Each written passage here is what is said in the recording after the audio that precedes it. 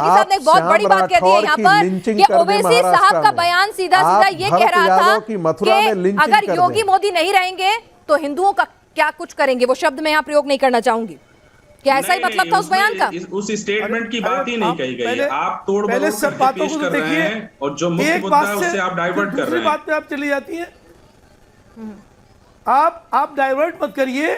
आप पहला सवाल तो ये, जैसे अभी आपने कहा कि ओवैसी साहब हिंदुओं का वोट ही नहीं मांगते, मैं यही आपसे सवाल करता हूं कि ये पवन राय साहब हिंदू हैं या मुसलमान हैं? ये उनके हिमायती बने यहाँ पे, उनके दोस्त, उनकी पार्टी के, आप क्यों ऐसी बातें चैनल पे करती हैं? आप मेरा हिंदू मुस्लिम का जो है टैग जानना चाहते हैं क्या? कपड़े उतारूं क्या? मैं कपड़े उतारूं क्या? पवन साहब यहाँ एक अच्छे सिटीजन है, कपड़े उतार पवन साहब अच्छे हिंदुस्तानी है कि मुसलमान हूँ? कपड़े दिखा के दिखाऊं मैं क्या इनकी कि बात मैं कर रहा हिंदू या हूँ। मुसलमान हूँ? अभी इन्होंने ये कहा कि वो हिंदुओं से वोट नहीं मांगना चाहते। हिंदू मुसलमान कर रहे हैं।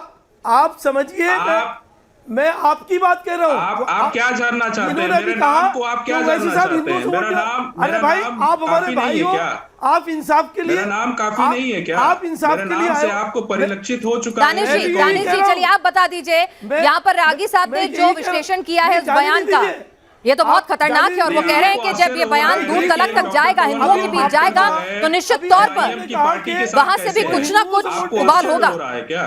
हिंदुओं से देखिए, दरअसल संगीत रागी जी जो कह रहे हैं ना, उनकी बात में सच्चाई इसलिए नहीं है। सारे अगर इसे एक मिनट के लिए टेक ऑफ आर्गुमेंट अगर हम सवाल ही नहीं है, ये भी समझ लें कि उनका स्टेटमेंट है, तो उन्होंने दानिश साहब बोल रहे हैं, जरा सुन लीजिए ना। दानिश साहब को प्रोफेसर रागी ने जो बात कही है उसका जवाब दे रहे हैं। दानिश साहब बोलिए।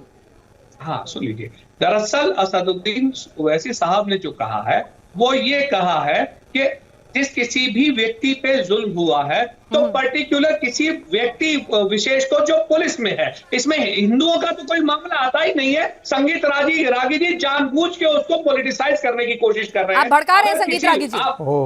बिल्कुल, मैं पहले भी कह चुका हूं, फिर पूछ रहा हूं, आप ये बताइए, हिंदुओं को तो कुछ डर ही नहीं था, पुलिस वालों को मारेंगे क्या, उनके लिए था क्या? वो तो प्रशासन का हिस्सा है, प्रशासन का काम है लॉ एंड ऑर्डर मेंटेन करना। और आप क्या कह रहे हैं कि देश के नागरिक उनके खिलाफ बड़ी पुकार देंगे? क्यों पुकार देंगे भाई? दरअसल होना ये चाहिए, संगीत जी सुन लीजिए मेरी बात, होना ये चाहिए कि जुल्म और ज्यादती करने वाले महकमे में जितने लोग हैं, चाहे वो किसी भी महकमे में हो, उन लोगों का बाइकॉट एडमिनिस्ट्रेशन की तरफ से ही होना चाहिए, तभी ये देश की रागी साहब आपने भड़काया, आपने बनाया का गलत मतलब निकाला है इस मंच पर। स्टेटमेंट जैसे ओवैसी साहब ने ना तो हिंदुओं को धमकाया था, ना पुलिस वालों को धमकाया था, उन्होंने तो सिर्फ एट्रोसिटीज के खिलाफ आवाज उठाई थी। ठीक समझिए ना दानिश साहब? में हाँ बिल्कुल बिल्कुल बिल्कुल, चलिए ठीक है। तो आप मुझे ये बता दीजिए कि नरसिंहानंद जैसे आप ओवैसी साहब के स्टेटमेंट को कह रहे हैं, नरसिंहानंद साहब सांसद नहीं है इस देश के, संवैधानिक पद पर नहीं बैठे हैं, पार्टी नहीं चलाते हैं, और मैं उनकी भी निंदा करती हूँ, खंडन करती हूँ। आप बोलिए ना कि ओवैसी साहब ने जो बोला वो गलत बोला। आपको शर्म है एक सांसद ने इस तरह की बात कही? बोलिए ना आप। ये मैं कहती हूँ कि नरसिंहानंद सरस्वती ने जो बात कही हम उसका खंडन करते हैं, वो गलत था। आप बोलने की हिम्मत रखिए ना इतनी, गलत को गलत और सही को सही। आतंकवादी जिसके ऊपर आरोप, मैंने कहा ना, आप भी तो बोलिए। डिफेंस का मेंबर बना दिया, क्या उसका खंडन करेंगे वो? रागी साहब जवाब दें। देखिए ओवैसी साहब की बात के बारे में जो सफाई दी जा रही है वो मान लिया जाता, लेकिन जिन जिन लोगों का उन्होंने जिक्र किया, उन्होंने हिंदू मुसलमान इसे बनाया। जो विक्टिम है उसमें उन्होंने जिक्र सिर्फ उन्हीं लोगों का किया जो मुसलमान थे। उनको बताया गया कि उनकी दाढ़ी नोच ली गई। अरे भाई, भरत यादव की मथुरा में लिंचिंग मुसलमानों ने कर दिया। वो मुसलमान नहीं थे, वो व्यक्ति नहीं था क्या? श्याम राठौर का महाराष्ट्र में मुसलमानों ने घेर करके मार दिया, वो लिंचिंग नहीं है? तो वहां तो किसी हिंदू ने इस प्रकार की बातें नहीं किया।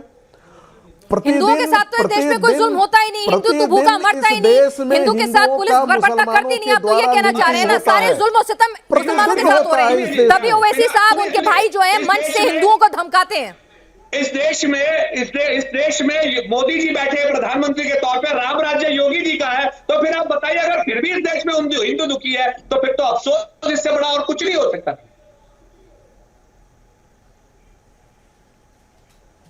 रागी साहब नहीं, देख मैं इसका उत्तर देना चाहूंगा। देखिए, हाँ, दुनिया में मुसलमान हर जगह विक्टिम है। और इसीलिए हर जगह वो तलवार लिए हुए खड़ा रहता है, हर जगह दूसरे को मारने के लिए और कत्लेआम करने के लिए एक टेररिस्ट ऑर्गेनाइजेशन बना देता है, चाहे वो बम फोड़ता है। भारत में भी वो सिलसिला शुरू है।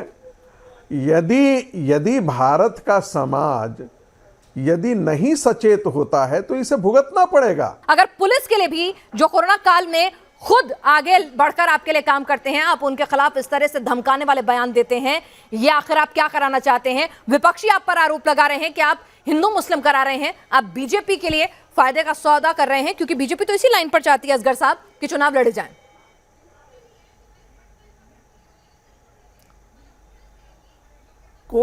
कोई अगर अपने इंसाफ की बात करे, अगर कोई इंसाफ मांगे तो आपको ऐसा लगता है कि वो हिंदू मुसलमान की बात कर रहा है। अच्छा। अगर इसको आप पॉलिटिकल लेती हैं तो ये तो सब कुछ मुसलमानों के खिलाफ है।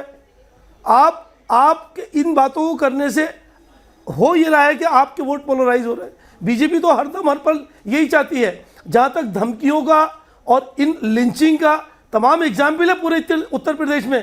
क्या किया है इन्होंने, बीजेपी के लोगों ने, संघ के लोगों ने क्या किया है, किस किस तरीके से लिंचिंग की है। जहां धमकियों की आप बात कर रहे हैं, आपके चैनल पे बैठकर अभी नायर साहब ने धमकी दी कि साहब ये पिटते हैं तो फिर रोते हैं। अभी क्या रागी साहब कह रहे हैं, इतने जिम्मेदार आदमी, एक पार्टी के इतने जिम्मेदार, इतने उम्र रसीदा आदमी, और ऐसे ही जहां जुमले इस्तेमाल कर रहे हैं। मैं आपसे ये कहना चाहता था कि आपने कहा कि ओवैसी साहब तो हिंदुओं से वोट ही नहीं मांगते, इसलिए मैं आपसे पूछ रहा हूं कि पवन राय साहब हिंदू हैं या मुसलमान हैं? भाई वो हिंदू हैं, वो हमारे भाई हैं, हमारे दोस्त हैं।